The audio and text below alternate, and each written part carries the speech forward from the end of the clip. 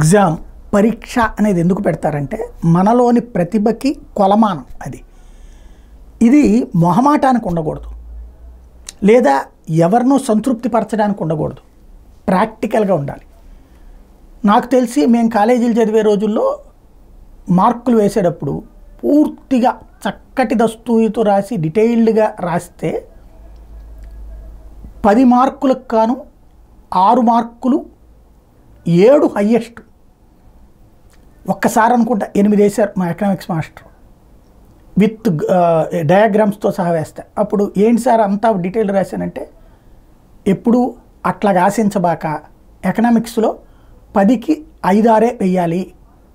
ఎందుకు అంటే ఏదో ఒక లోపం ఉంటుంది, అట్లాగా మరీ అతిగా చేయకూడదు, నీకు మెయిన్ ఎగ్జామ్స్లో రావు, ఇప్పుడు నేను వేసేస్తాను రేపు అక్కడ రానప్పుడు తిట్టుకుంటావు అని చెప్పారు.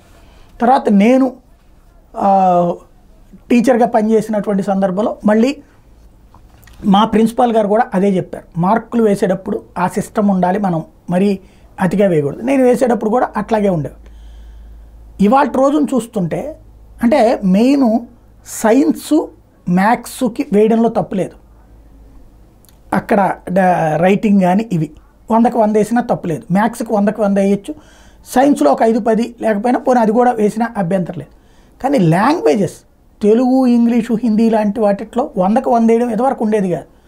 కానీ టీచర్లలో విపరీతమైనటువంటి ఫీలింగ్ వచ్చేసిందో, లేకపోతే వాళ్ళకి ప్రభుత్వాలు చెప్పినాయో, లేదా వాళ్ళ యూనియన్స్లో అనుకున్నారో తెలియదు, కానీ విపరీతంగా మార్కులు వేసేస్తున్నారు. 100కి 999 మార్కులు, 600కి 599 మార్కులు. ఇదేంటో అర్థం కాదు.